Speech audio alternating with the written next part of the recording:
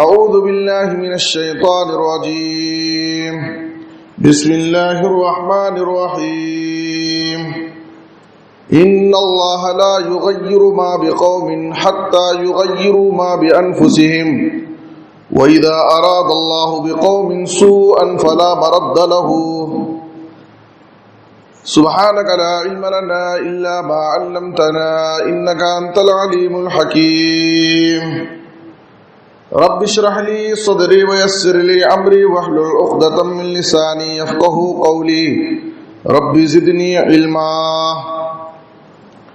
ہر قسم کی حمد و ثنا، تعریف و ستائش، بڑائی اور بزرگی، عظمت و کبریائی صرف اللہ رب العالمین کے لیے لائق اور زیبا ہے۔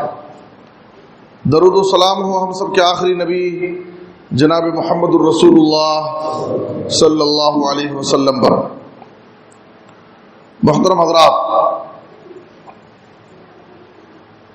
ہم اور آپ جس دور سے گزر رہے ہیں یہ دور فتنوں اور بلاؤں کا دور ہے۔ فتنوں اور بلاؤں کے دور سے ہم سب گزر رہے ہیں۔ ایک فتنہ ختم ہوتا ہے کہ دوسرا فتنہ جنم لیتا ہے۔ ایک بلا، ایک مصیبت سے ہم آزاد ہوتے ہیں، چھٹکارا پاتے ہیں کہ دوسری مصیبت، دوسری کوئی آفت اور بلا ہم پر آ جاتی ہے۔ نبی صلی اللہ علیہ وسلم کی حدیث، آپ صلی اللہ علیہ وسلم کا فرمان اس دور پر صادق آ رہا ہے۔ سنن ابن ماجہ کی حدیث میں آپ صلی اللہ علیہ وسلم نے فرمایا لم یبق من الدنیا الا بلاء و فتنہ۔ ایک وقت آئے گا کہ دنیا میں ہر طرف صرف فتنے اور بلائیں ہی رہیں گے۔ میری امت میں ایک وقت آئے گا کہ دنیا میں ہر طرف صرف بلائیں اور فتنے ہی رہیں گے۔ اس دور سے ہم اور آپ گزر رہے ہیں۔ ایسے وقت میں ہر شخص شکوے اور شکایت کرتا ہے، اور مسلمانوں کی مظلومیت، مسلمانوں کی بدحالی کا ہر ایک رونا روتے ہیں۔ آج ہمارے ساتھ یہ ہو رہا ہے، آج ہم اس طرح مظلوم ہیں، پریشان حال ہیں۔ انفرادی زندگی میں ہمارے طرح طرح کے مسائل اور پریشانیاں ہیں۔ گھریلو زندگی میں بھی ہم بہت پریشان ہیں۔ قومی سطح پر، ملکی سطح پر اگر دیکھا جائے تو بھی ہم ایک بدترین دور سے گزر رہے ہیں۔ ایسے وقت میں رونا رونے، مسلمانوں کی مظلومیت کا رونا رونے اور شکوے اور شکایت کرنے سے کوئی فائدہ نہیں ہے، بلکہ ہمیں ایسے وقت میں اس کا سبب تلاش کر کے اس کے حل کی کوشش کرنا ہے۔ ظاہر ہے کہ جو حالات ہم پر آتے ہیں، مصیبتوں اور پریشانیوں کے، آفتوں اور بلاؤں کے، تو آج ہمارا حال یہ ہے کہ ہم اپنی غلطی ماننے کے لیے تیار نہیں ہیں۔ ہر آدمی ایک دوسرے کو اس کا سبب ٹھہرا کر کے اپنے آپ کو بالکل پاک اور بری کر لیتا ہے۔ بعض لوگ ایسا ہے، بعض لوگ کہہ رہے ہیں کہ سن 2020 یہ بہت منحوس سال ہے۔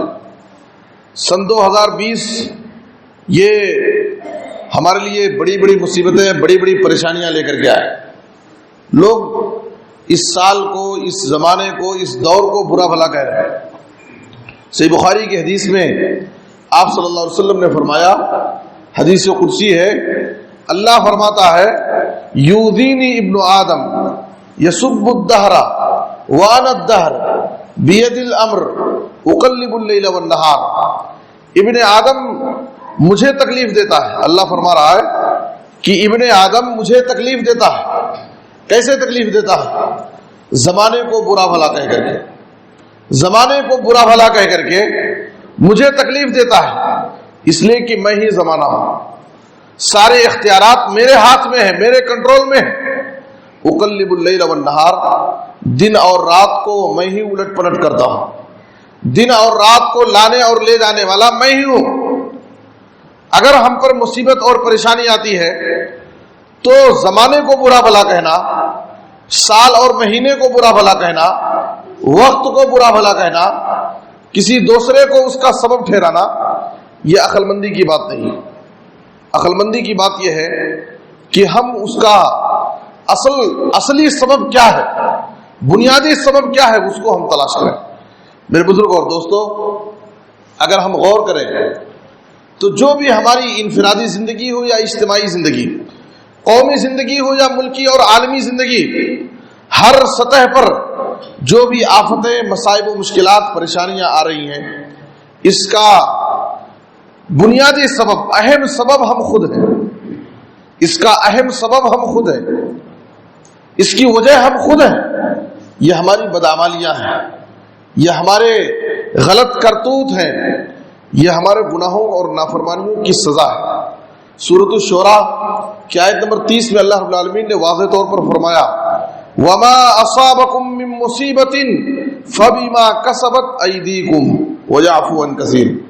تمہیں جو بھی مصیبت، من مصیبہ، چھوٹی مصیبت ہو یا بڑی مصیبت ہو، ظاہری ہو یا باطنی ہو، انفرادی ہو یا اجتماعی ہو، کسی بھی قسم کی کوئی بھی مصیبت جو تمہیں لاحق ہوتی ہے، اللہ تعالیٰ نے صاف طور پر فرمایا فَبِمَا كَسَبَتْ أَيْدِيكُمْ، یہ تمہارے ہاتھوں کی کمائی ہے، یہ تمہارے ہاتھوں کی کمائی ہے، یہ تمہارے کرتوت ہیں جو تم دیکھ رہے ہیں۔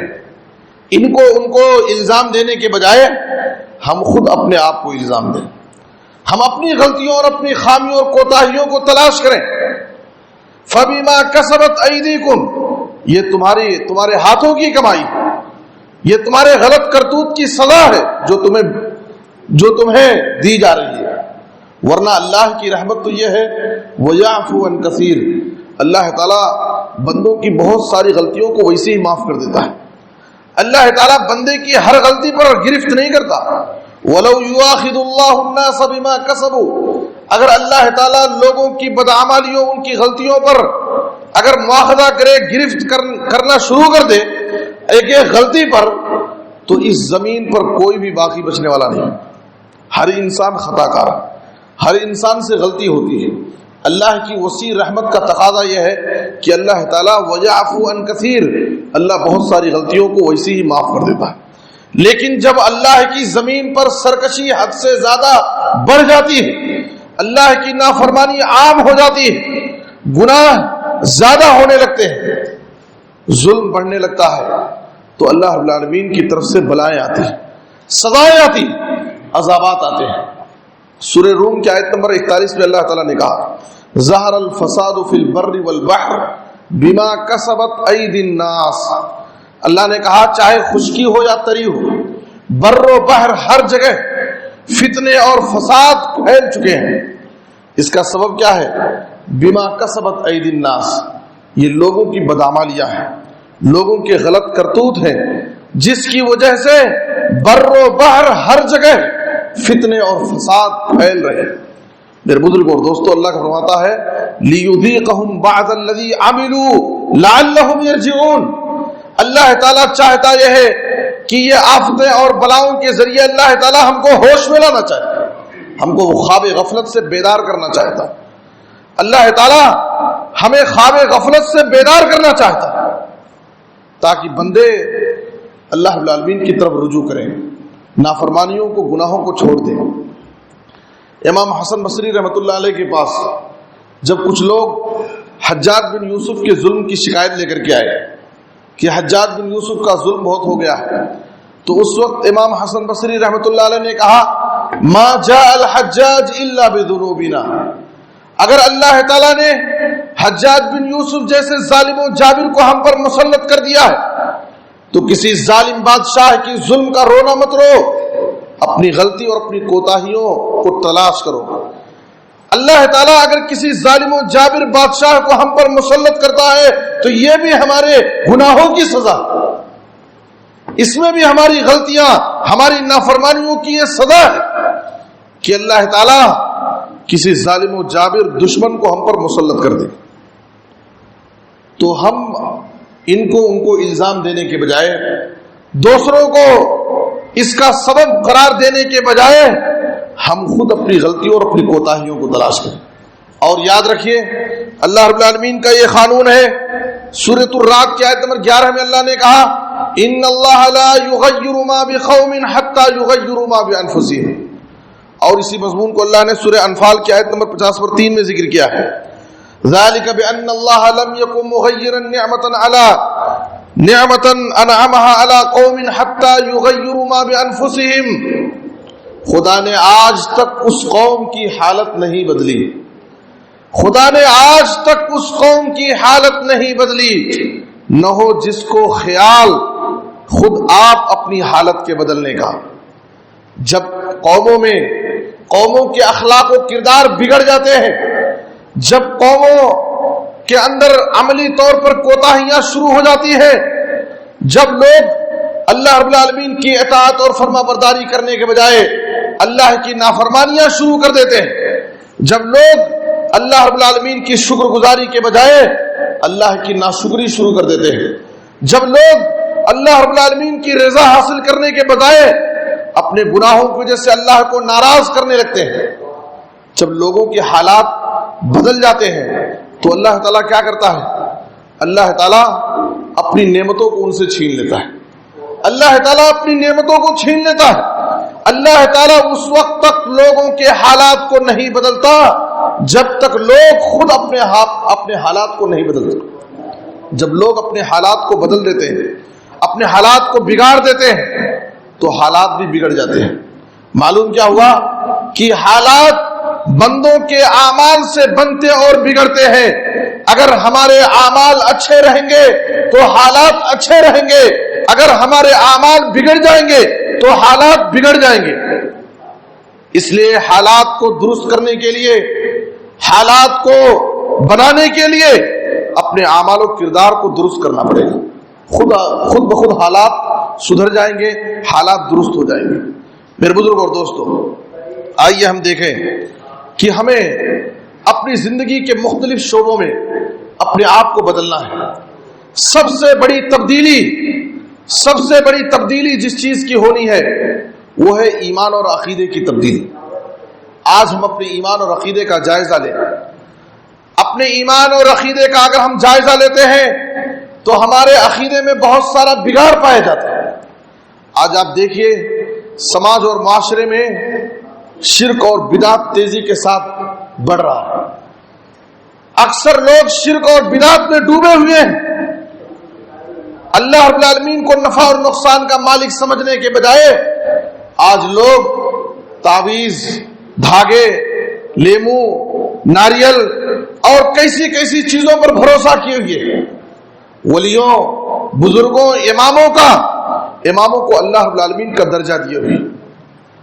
آج مسجدیں اللہ کے گھر، مسجدیں خالی ہونے کا شکوہ کرتی ہیں، لیکن آج مزار، درگاہیں، آستانے سب آباد ہیں. وہاں پر ہم مسلمانوں کی کثرت اور بھیڑ نظر آتی ہے. وجہ کیا ہے؟ اللہ رب العالمین کی رحمت کیوں نہیں نازل ہو رہی؟ اللہ رب العالمین کی نصرت و مدد سے ہم محروم کیوں ہیں؟ اس لیے کہ آج اللہ کا گھر خالی ہے اور غیر اللہ کے آستانے آج آباد ہیں. اللہ رب العالمین کے سامنے ہاتھ پھیلانے کے بجائے، اللہ سے مانگنے کے بجائے غیر اللہ سے ہم مانگ رہے ہیں. اللہ رب العالمین کے سامنے اللہ کے دربار میں آ کر کے جھکنے کے بجائے آج غیر اللہ کے دربار پر ہم جھک رہے ہیں، جس کی وجہ سے یہ ہمارے ایمان اور عقیدے کا بگاڑ ہمیں اللہ کی رحمتوں سے، اللہ کی مدد سے محروم کر دیا ہے. میرے بزرگ اور دوستو، آج ضرورت اس بات کی ہے کہ ہم عقیدے کے اندر جو ہمارے اندر بگاڑ پایا جاتا ہے ہم اس کی اصلاح کریں اور اللہ رب العالمین پر پختہ ایمان لائیں، اللہ رب العالمین پر کامل یقین اور بھروسہ رکھیں. میسر ہو اگر ایمان کامل، کہاں کی الجھنے، کیسے مسائل. اگر ہمارے پاس پختہ ایمان ہو، سچا ایمان ہو، صحیح عقیدہ ہو، تو یاد رکھیے کہ ہماری زندگی کے سارے مسائل حل ہو جائیں. یاد رکھیے اللہ رب العالمین کا وعدہ ہے، سورۃ النور کی آیت نمبر 50 اور 5 میں اللہ رب العالمین نے اہل ایمان سے وعدہ کیا ہے، اور اس آیت کا آغاز وعدہ سے ہوتا ہے۔ وعد اللہ الذین آمنوا وعملوا الصالحات، اللہ تعالیٰ اہل ایمان سے، عمل صالح کرنے والوں سے وعدہ کر رہا۔ اور آپ کو معلوم ہونا چاہیے کہ اللہ تعالیٰ اپنے وعدے کی خلاف ورزی نہیں کر سکتا، اللہ تعالیٰ اپنے وعدے کی خلاف ورزی نہیں کر سکتا۔ اللہ کا وعدہ کیا ہے؟ لَيَسْتَخْلِفَنَّهُمْ فِي الْأَرْضِ كَمَا اسْتَخْلَفَ الَّذِينَ مِن قَبْلِهِمْ، 3 وعدہ اللہ نے کیا ہے اور ایک کنڈیشن رکھا ہے۔ 3 وعدے کیا ہے؟ لَيَسْتَخْلِفَنَّهُمْ فِي الْأَرْضِ كَمَا اسْتَخْلَفَ الَّذِينَ مِن قَبْلِهِمْ، اللہ تعالیٰ اہل ایمان کو اس زمین میں اپنا خلیفہ بنائے گا، زمین کی خلافت، قیادت، حکومت ہمیں عطا کرے گا۔ اور یاد رکھیے یہ تینوں وعدے ایسے ہیں جو اللہ تعالیٰ نے ایمان والوں کو یہ تینوں چیزیں دے چکا ہے۔ مسلمانوں کا ایک شاندار ماضی رہا ہے جب مسلمان اس روئے زمین پر حکومتیں کیے، جدھر مسلمان جاتے تھے فتح و کامیابی ان کا بڑھ کر استقبال کرتی تھی، دشمنوں پر ان کا ایک رعب اور دبدبہ تھا، عزت اور سربلندی کی زندگی گزارتے تھے۔ اللہ نے وعدہ کیا، وعد اللہ الذین آمنوا وعملوا الصالحات لَيَسْتَخْلِفَنَّهُمْ فِي الْأَرْضِ، اللہ وعدہ کس چیز کا کیا ہے؟ اس زمین میں تم کو اپنا خلیفہ بنائے گا، پہلا وعدہ۔ دوسرا وعدہ اللہ نے کیا؟ وَلَيُمَكِّنَنَّ لَهُمْ دِينَهُمُ الَّذِي ارْتَضَىٰ لَهُمْ، اللہ تعالیٰ دین اسلام کو، ہمارے اس دین کو اللہ قوت دے گا، غالب کر دے گا۔ آج آپ دیکھیے بسا اوقات ایسا ہوتا ہے کہ دین پر عمل کرنا مشکل ہو گیا ہے۔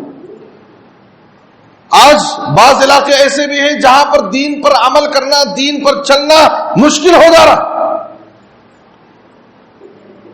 دین کا اظہار کرنا مشکل ہو جا رہا ہے میرے بزرگ اور دوستو، اس لیے کہ دین ہمارا کمزور ہو گیا، ہماری بدعمالیوں کی وجہ سے، ہمارے کمزور ایمان کی وجہ سے دین کمزور ہو چکا۔ اللہ وعدہ کر رہا ہے کہ اس دین کو، دین اسلام کو اللہ تعالیٰ قوت عطا کرے گا، دین کو غالب کرے گا۔ وَلَيُمَكِّنَنَّ لَهُمْ دِينَهُمُ الَّذِي ارْتَضَىٰ لَهُمْ، وہ دین، دین اسلام جس دین سے اللہ تعالیٰ نے اپنی رضامندی کا اعلان کیا ہے۔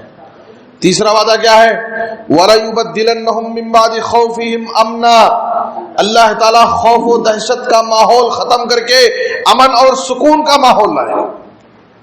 آج آپ دیکھیے مسلمان اس ملک میں خوف و دہشت کے ماحول میں جی رہا ہے، آج مسلمان اس وقت خوف و دہشت کے ماحول میں جی رہے، ہمیشہ ان کو ٹینشن لگا رہتا ہے کب کون سا قانون بن جائے گا، کب کس قانون کے ذریعے ہم کو ڈرایا جائے گا۔ آج اس وقت ملک میں مسلمان خوف و دہشت کے ماحول میں زندگی گزار رہے ہیں۔ اللہ کا وعدہ ہے وَلَيُبَدِّلَنَّهُم مِّن بَعْدِ خَوْفِهِمْ أَمْنًا، اللہ خوف و دہشت سے نکال کر کے تم کو امن اور سکون عطا کرے گا۔ یہ 3 وعدے ہیں۔ وعد اللہ الذین آمنوا منکم وعملوا الصالحات، اللہ اہل ایمان سے وعدہ کر رہا ہے اللہ زمین میں تم کو اپنا خلیفہ بنائے گا، اور اللہ تعالیٰ دین کو مضبوط کرے گا، دین کو غالب کرے گا، اور خوف و دہشت کو ختم کر کے امن اور سکون لائے گا۔ شرط کیا ہے؟ ایک ہی کنڈیشن ہے، اس تین وعدوں کو پورا کرنے کے لیے اللہ تعالیٰ نے ایک ہی کنڈیشن رکھی، یعبدوننی لا یشرکون بی شیئا، صرف میری عبادت کی جائے، لوگ صرف میری عبادت کریں اور میرے ساتھ کسی کو شریک نہ کریں۔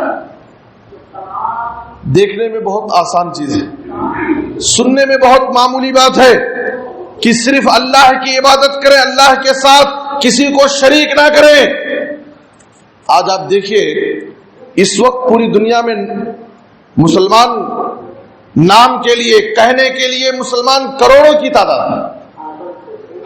تعداد میں مسلمان، لیکن آپ غور کیجئے، ذرا آپ سوچئے کہ اللہ تعالیٰ نے جو اس آیت میں کنڈیشن رکھا ہے یعبدوننی لا یشرکون بی شیئا، کیا یہ کروڑوں کی تعداد میں مسلمان اس کنڈیشن پر عمل کر رہے ہیں کہ وہ صرف اللہ کی عبادت کریں اور اللہ کے ساتھ کسی کو شریک نہ کرتے ہوں؟ کیا یہ کروڑوں مسلمان شرک سے بچے ہوئے ہیں؟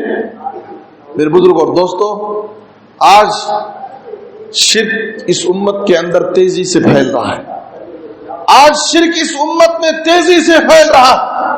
اور یاد رکھیے، جب ہم نے اللہ پر بھروسہ کرنے کے بجائے غیر اللہ پر بھروسہ کر لیا، جب اللہ سے مانگنے کے بجائے غیر اللہ سے مانگنا شروع کر دیا، اللہ کے سامنے جھکنے کے بجائے غیر اللہ کے دربار میں آستانوں اور مزاروں پر جھکنا شروع کر دیا، تو اللہ کی مدد ہم سے ختم ہو گئی۔ اللہ نے ہم کو انہی کے حوالے کر دیا۔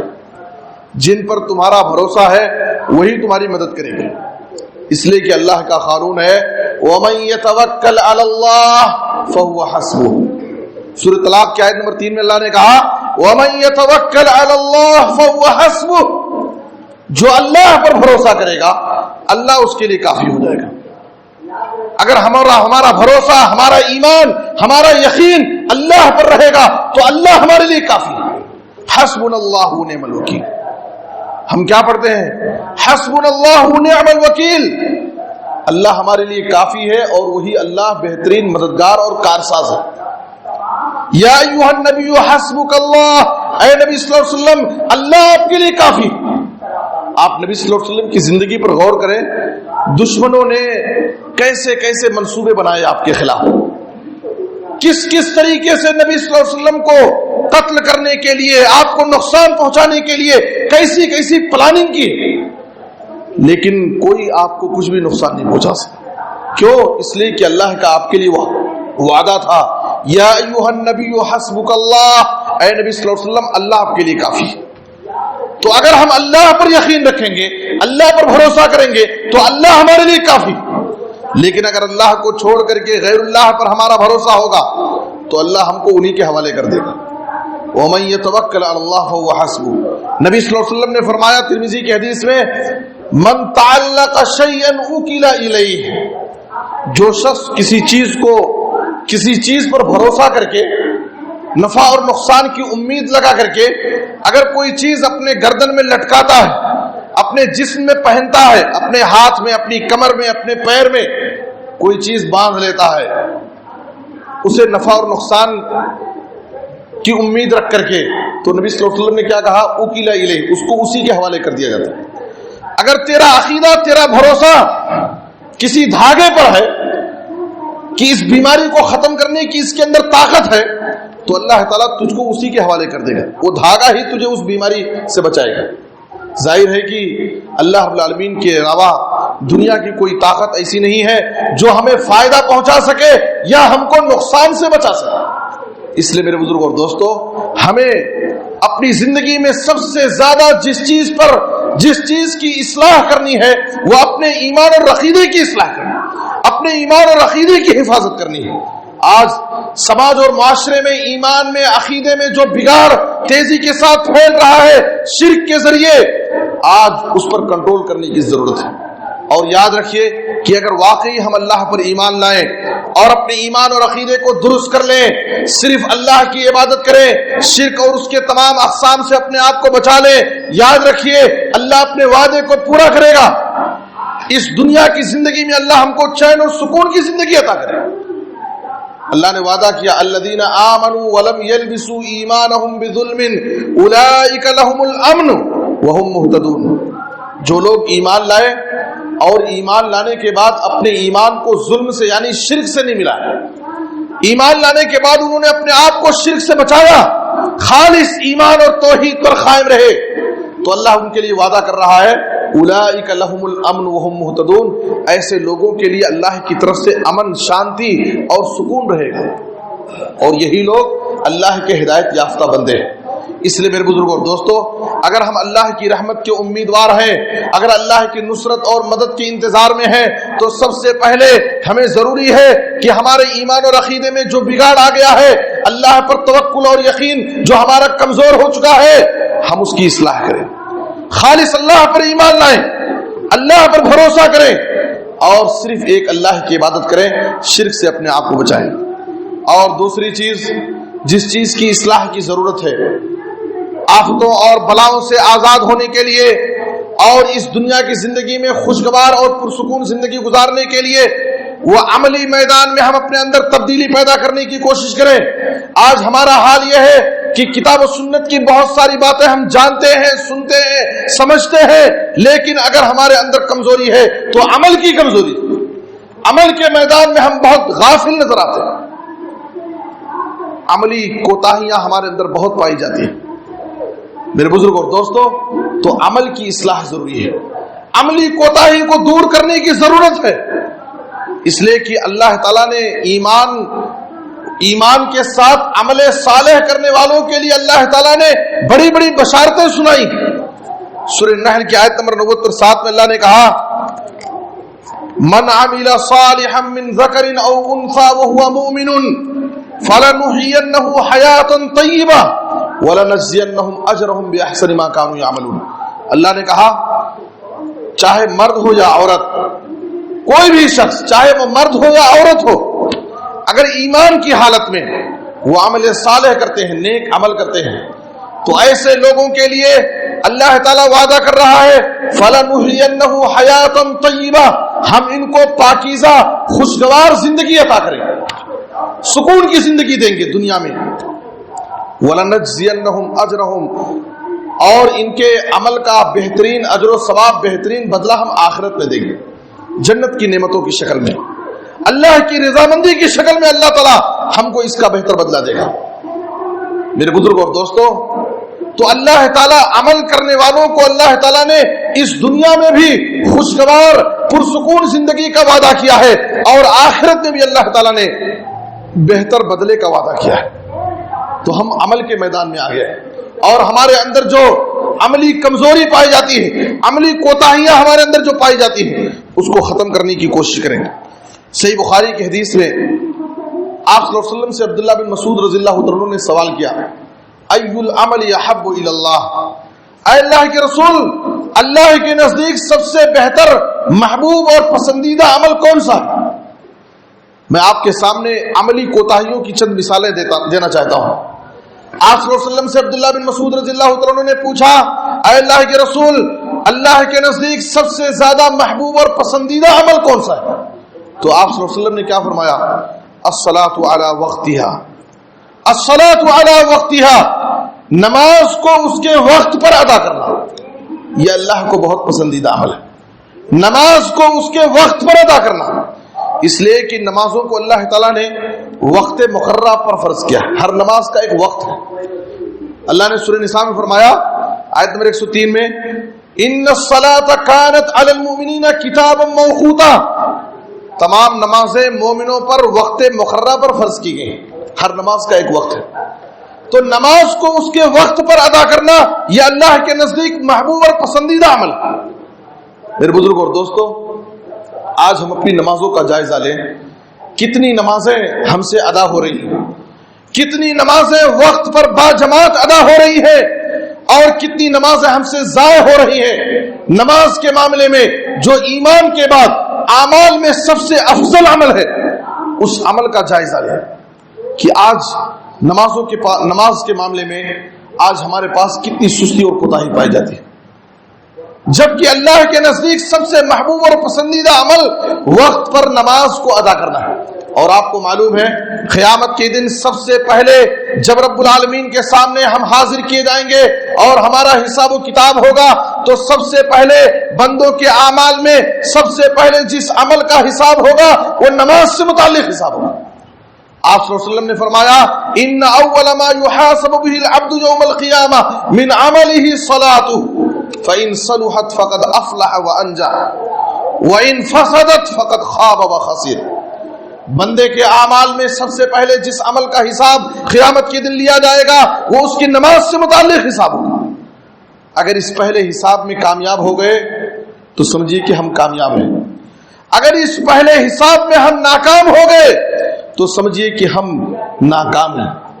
اس لیے میرے بزرگ اور دوستو، نماز سے متعلق ہمارے اندر سستی اور کوتاہی نہیں پائی جانی چاہیے۔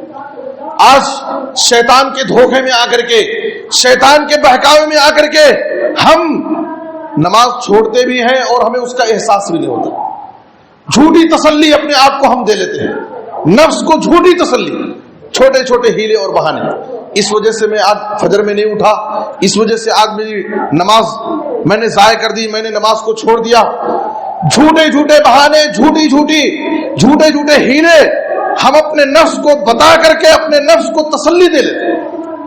आप गौर कीजिए, नबी सल्लल्लाहु अलैहि वसल्लम की जिंदगी से, बुखारी की हदीस में ग़ज़वे खंदक का मौका है, ग़ज़वे खंदक का मौका है, दुश्मन नबी सल्लल्लाहु अलैहि वसल्लम के मुकाबले में है, सामने दुश्मन की फौज है, तीरों की बौछार है।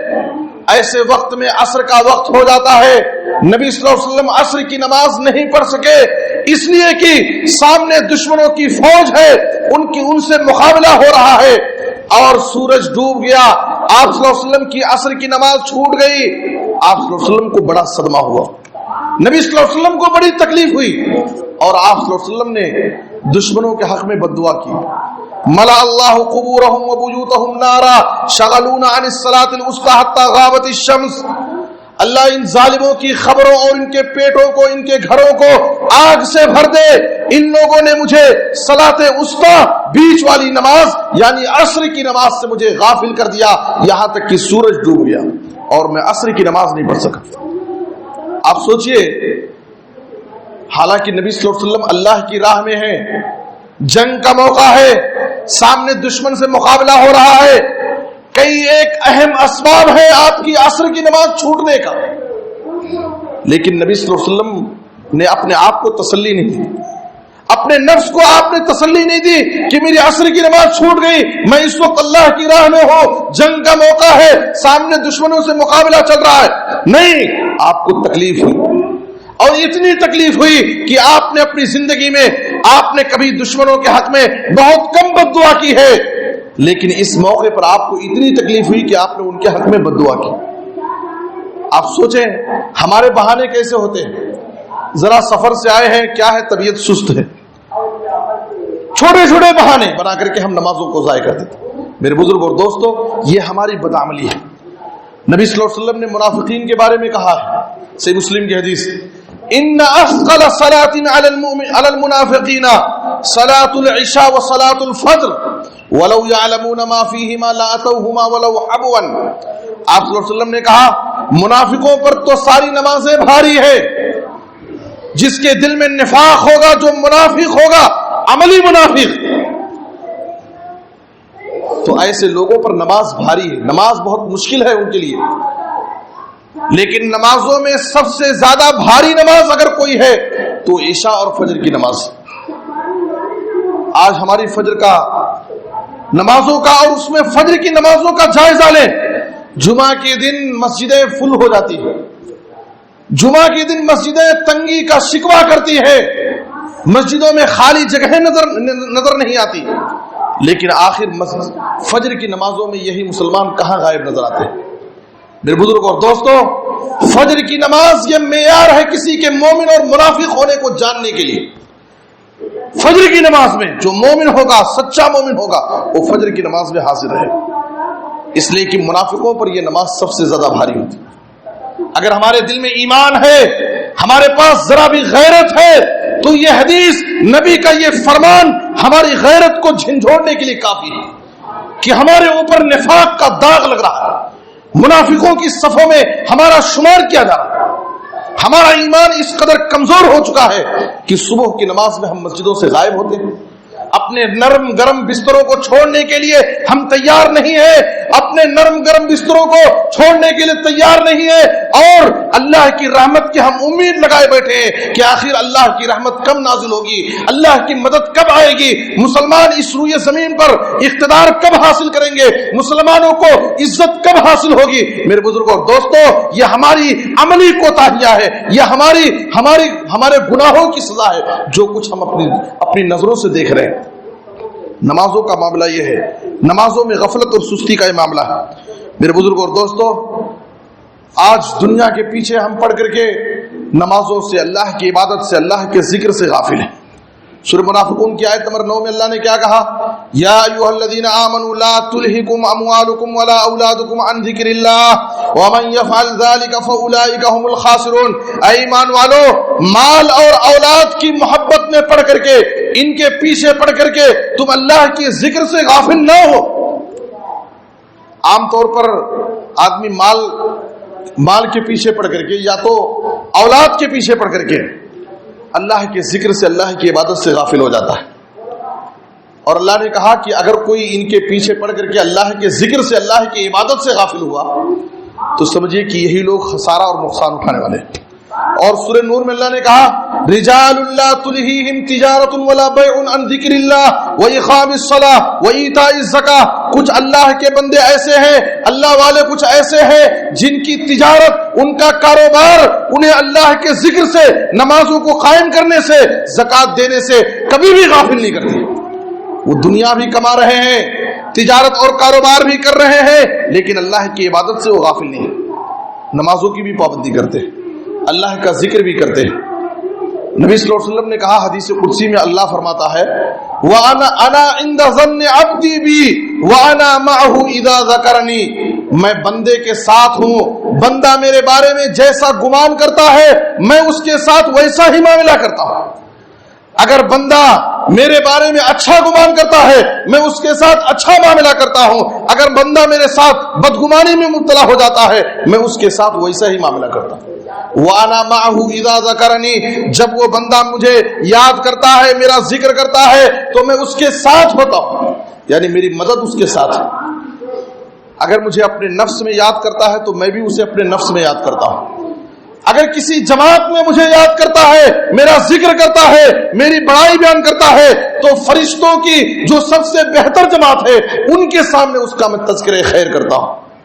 میرے بزرگ اور دوستو, آج ہماری زندگیوں میں جو بلائیں اور آفتیں ہیں اس کا ایک بڑا سبب کیا ہے؟ سورہ طٰہٰ کی آیت نمبر 124 میں اللہ نے کہا وَمَنْ أَعْرَضَ عَنْ ذِكْرِي فَإِنَّ لَهُ مَعِيشَةً ضَنْكًا وَنَحْشُرُهُ يَوْمَ الْقِيَامَةِ أَعْمَىٰ.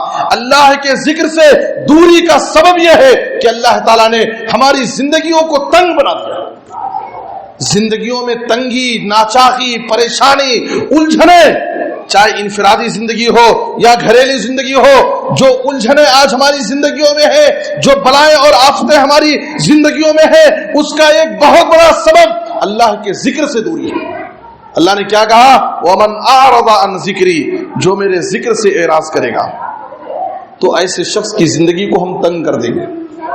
آج ہم دیکھیے میرے بزرگ اور دوستو, نماز جو سب سے افضل عمل ہے ایمان کے بعد, بڑی مشکل سے ہم نمازوں میں حاضر ہوتے ہیں.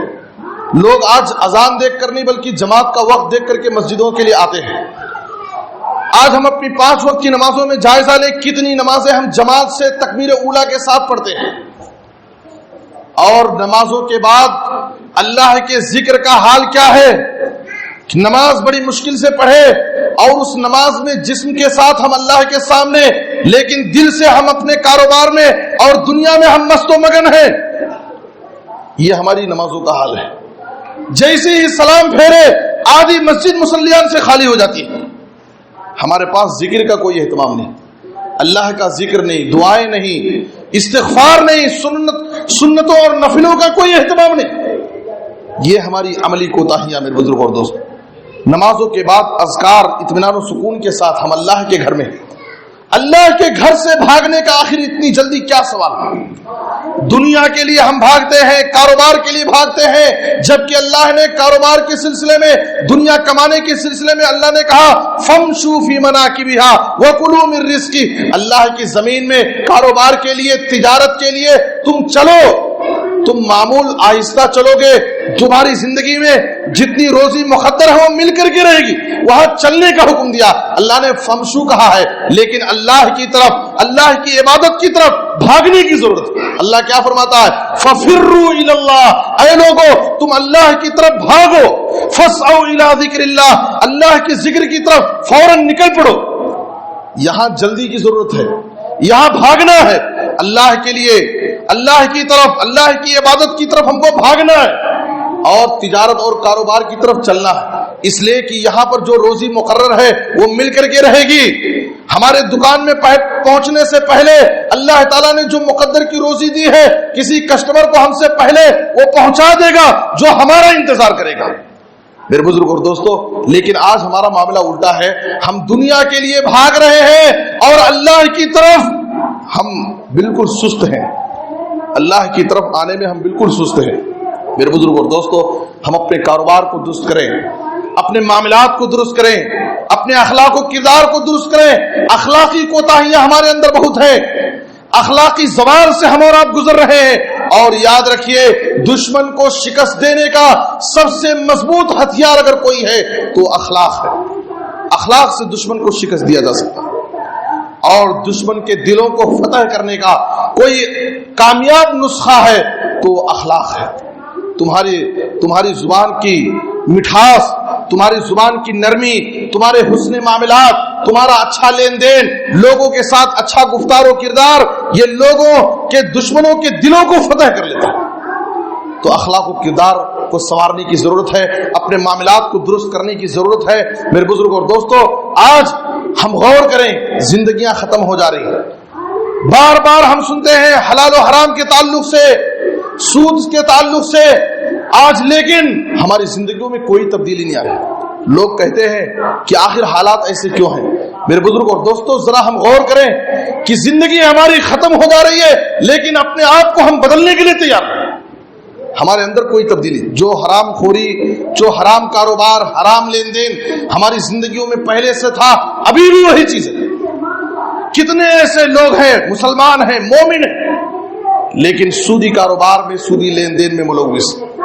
کہتے ہیں کہ یہ تو ہندوستان کے اس ماحول میں اور مہنگائی کی اس دور میں سود لینا دینا یہ ہماری مجبوری ہے، کچھ لوگ کہتے ہیں۔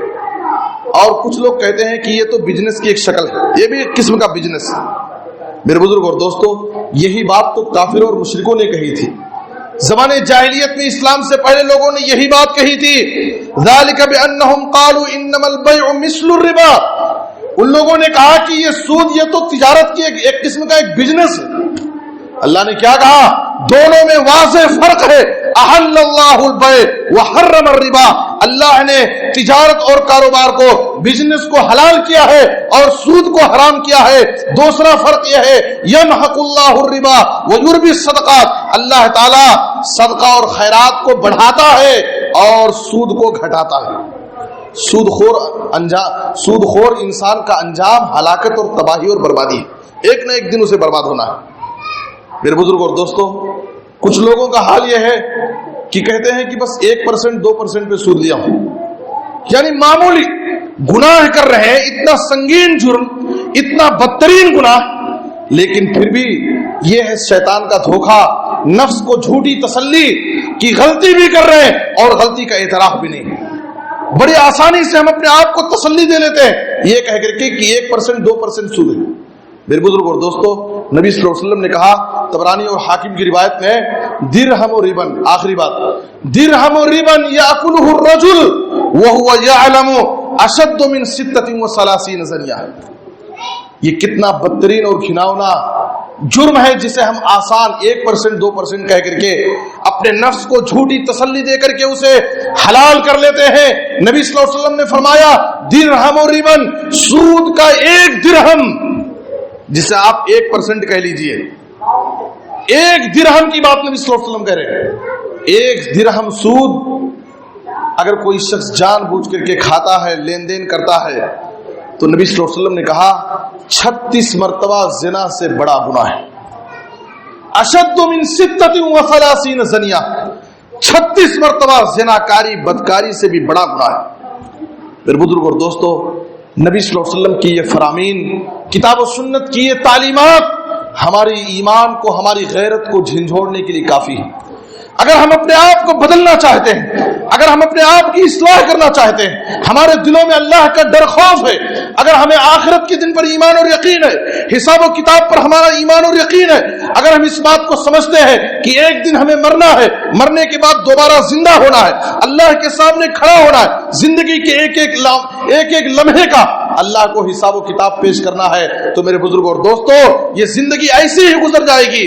لیکن کامیاب زندگی وہ زندگی جو اپنے اندر تبدیلی پیدا کرے، اپنے اندر تبدیلی پیدا کرنے کی ضرورت ہے۔ ہم اپنے آپ، اپنی خامیوں کو تلاش کریں، اپنی زندگی کے مختلف شعبوں میں، ایمان ہو، عقیدہ ہو، عمل ہو، اخلاق ہو، کردار ہو، معاملات ہو، لین دین ہو، نکاح اور شادی بیاہ کے معاملہ ہو، ہماری گھریلو زندگی ہو، لوگوں کے ساتھ ہمارے تعلقات ہو، ہر شعبے میں ہم اپنی زندگی کو تلاش کریں کہ ہمارے اعمال کیسے ہیں، ہمارے کردار کیسے ہیں، اور جہاں بھی ہمیں خامی اور کوتاہی نظر آتی ہے اپنی اصلاح کریں، اپنے آپ کو درست کریں، اپنے اندر تبدیلی لائیں۔ اور یاد رکھیے، اگر جب تک ہم اپنے آپ کو نہیں بدلیں گے حالات نہیں بدلیں گے۔